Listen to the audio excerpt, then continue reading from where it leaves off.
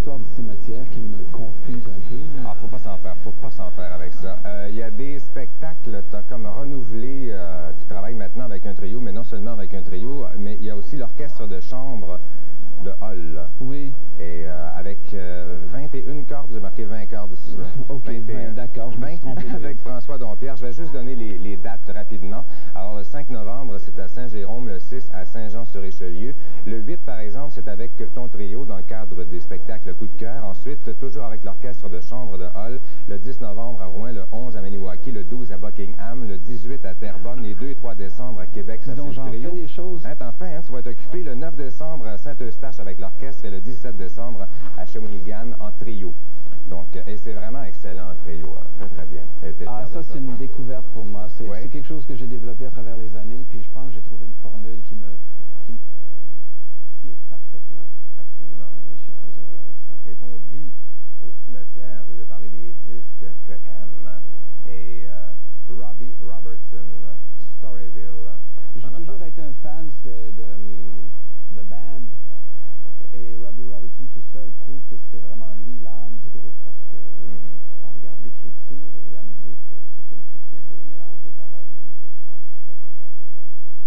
Et puis Robbie Robertson trouve toujours de... C'est dans les structures, hein? La structure, le mélange des paroles, de la musique, de l'ambiance, de tout ça, c'est le tout. C'est le tout. C'est très bien, c'est vraiment maîtrisé. C'est un disque que j'écoute beaucoup. Et tu tripais sur Robbie Robertson à l'époque. Ah oui, j'écoutais The Band, ça fait... Ouais. J'ose pas vous dire comment longtemps, mais ça fait sacrément longtemps. Aussi longtemps que lui, probablement. Probablement.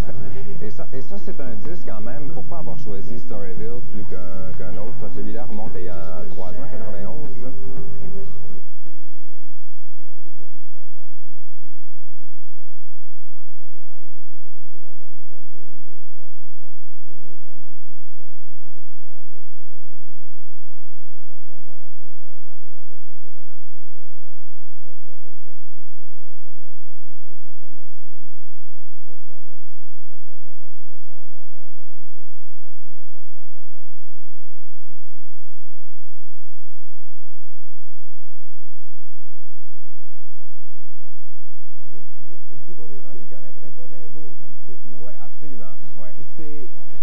Foulquier, c'est un animateur de radio en France qui est le fondateur des Francopholies à travers le monde. D'accord. C'est un ami à moi maintenant depuis assez longtemps. Il m'a demandé d'écrire il y a 2 ans une chanson pour lui, pour cet album-là. Et j'ai fait une chanson ne sachant pas du tout à quoi c'était destiné. Et quand j'ai entendu cet album-là, j'ai été étonné. C'est laquelle la tienne? Moi, c'est L'amour dans le tiroir. C'est 1, 2, 3, 4, 5, 6, 7, 8, L'amour. C'est l'avant-dernière, en tout cas. Mais c'est un des beaux disques de chansons françaises depuis longtemps. Parce qu'un bonhomme qui a une 50aine d'années quand même, hein? Il y a 50 ans, au moins 50 ans même. C'est ça. Mais ça sonne pas comme quelqu'un de 50 ans. Pas du tout, c'est une musique très actuelle et c'est surtout très beau texte, des musiques très intéressantes. Le tout encore, c'est une ensemble de tout, c'est une histoire de tout, cette affaire-là. Encore, t'aimes les tout en fin de compte. La misère, tant qu'à faire. Tant qu'à faire. Tant qu'à se donner le temps et la peine d'écouter de la musique, aussi bien que ce soit complet. Oui, c'est bien. Voilà pour Jean-Louis Foulquier. Ensuite de ça, il y a Miles Davis. Là c'est vraiment... ça, c'est un des grands albums de ma vie. Ouais, ça m'a marqué profondément. D'ailleurs, c'est peut-être ce qui a donné la direction de ce que je fais en ce moment, avec les musiciens que je fais. Quand je travaille en quatuor avec Mohamed Al-Kabir au trombone, c'est vraiment influencé beaucoup par ce disque de Miles Davis. D'ailleurs, si tu regardes les musiciens qu'il y a sur ce disque-là, tu vas voir des musiciens, ils ont presque tous marqué leur époque. Il y a John McLaughlin, il y a Chick Corea, il y a Zawinul, il y a Tony Williams à la batterie. C'est lui qui les a découverts. C'est lui qui les a découverts. C'est les plus grands musiciens des années 70-80, donc c'est vraiment très très important. On va regarder un bout de clip du grand Miles Davis. Ah oui, ok.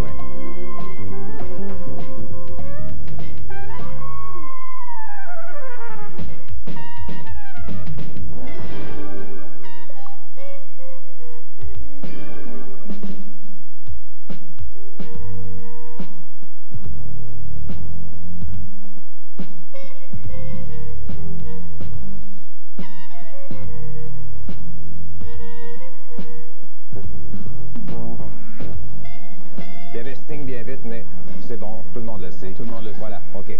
Steely Dan maintenant, Gaucho. T'en as combien de copies de ce disque? Oh, j'en ai au moins 5. J'en ai un en voiture, j'en ai un partout. J'ai un appareil qui peut écouter de la musique. J'ai mon album avec toi présentement? Non, j'en ai pas avec moi, mais j'en ai un en voiture. Ben. OK. Ouais. C'est un album dont on n'entend pas beaucoup parler maintenant, mais pour moi, c'est un album, c'est un des summums de la musique pop.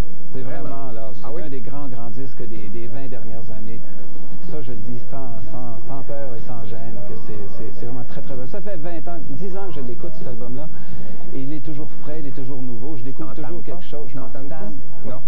Puis je suis difficile, hein. Je suis vraiment fatigant. Et celui-là, vraiment... Encore une fois, c'est à cause du tout.